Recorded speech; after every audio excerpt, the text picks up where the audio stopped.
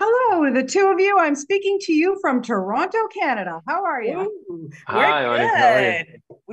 We've spent some time in your We state. spent some time there. Yeah, Yeah, you did. And I have to say, from that opening shot, I go, it's the Royal Alexandra Theatre. I was all I very love excited that. about this.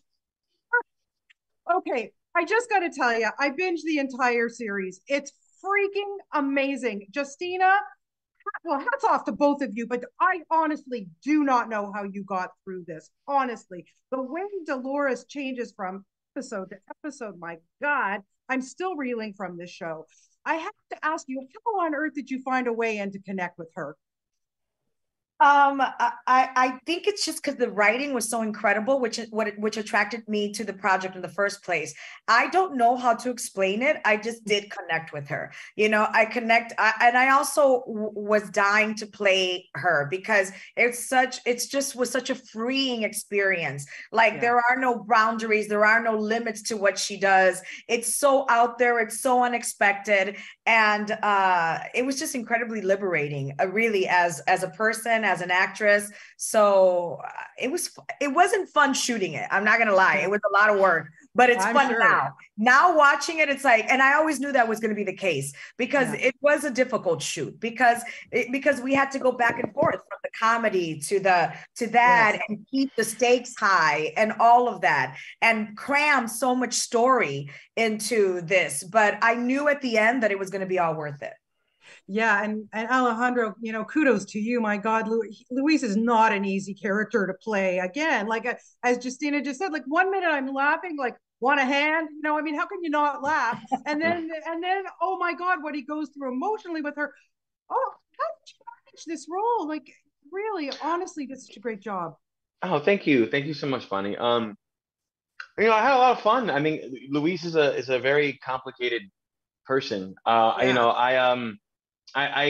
What I just try to concentrate on was like the things that make him human. I mean, like he has a lot of love. I mean, in his way, he has a lot of love Yeah. in his heart, and he's somebody who's deeply vulnerable and has a lot of pain and understands loneliness and has been looked at as kind of like a weirdo for most of his life. And Right. those are things that I think that like to some extent everybody can kind of relate to a little bit. So those are things that I try to bring to it. And he's really funny. And that's a lot of Yeah. that's kudos to Aaron to really creating this really like dynamic character. And also like I have to pay homage to him too because he gave me a lot of freedom. There were times where like I would like maybe like say something that wasn't there, and then he would be like, no, that was great, that's great, yeah, go with that. So like he gave me a lot of free reign to bring Play. Luis to life Yeah. the way that I wanted, and I'm in debt to him. Yeah, it worked. It so worked. Okay, so I have to ask you, like, I don't know about you guys, but I don't think I can ever look at an empanada the same way again. Justina, like, is this like off your menu now? No. I mean, listen, I'm Puerto Rican. You know the stuff that I grew up eating? I mean, like Yeah, pig's feet, you know what I mean? With garbanzos and like nothing grosses me out, like, another, yeah, yeah. Yeah. no, Morcilla, blood sausage. morcillas. I was about to say morcillas. Yeah. Morcilla is my favorite. I Nothing love grosses morcilla. You me out. kidding me? Me too. Oh. No, not at all. And by the way, we had an incredible food stylist who is from Toronto, Rosie, Yes, and she made all the empanadas and they were delicious. And one of they the things looked it. what's really interesting is Aaron said this the other day was that she, even behind the scenes, each empanada for each kill, she made different. Hmm. She made it Oh, different. And so Alejandro, right? She made different things. Yeah, I she didn't made different eat ones. any because the smell was too much, like every day. But he had to eat a lot of the I empanadas. I ate I ate all of them because I do love empanadas. But yeah. but also gets to try. I guess I am making them, so like I gotta Yeah. try a little bit. But yeah, they were like she like the way that she made like different characters and the different types of meat and different flavors. Rosie was fantastic. Fantastic. Yeah. Obviously this started as a one woman show and then the great podcast and now this. So, Justina, for you, how important is it to you to have that source material? Like, did you have to kind of really envelop it, or do you kind of leave it alone because you want to make this one your own? I think that everybody works differently. And Yeah. to me, it was important to listen to the whole 3 seasons. And it was important for me to get the tone of the show. You know, I got the script and the script was fantastic, but I decided to listen to it and to listen to their interpretation of it. You know, for me, it's okay. It works. I can listen to it and I can do my own thing. We're very different actresses, myself and Daphne. And even when you hear the podcast where she did such an incredible job in the podcast, it's like we have different interpretations, but listening to her and the rest of the cast helped me to say, oh, okay, I know what this is. I know the tone of this show. So I listened to it. Yeah. And how about you, Alejandro? Is that important for you as an actor to have that kind of source material? Yeah, I mean, I listened to, I'll be honest, I listened to a little bit of it. Not, I mean, I have listened to the whole thing now at this point.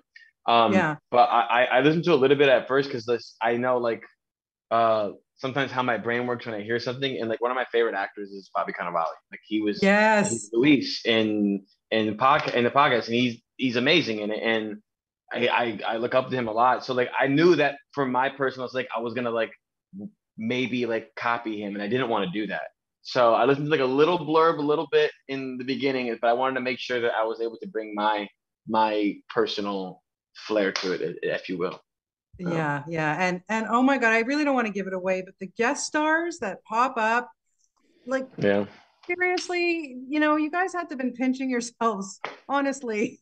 Yeah. It was exciting. It was, I mean, you know, it was, but it shows you the caliber of the show that we got these people, because that's how great the show is. They wanted also to be a part of it. So that's also exciting as an actor to see your peers that you respect and look up to, and, you know, knowing that this material is as special as you know that it is.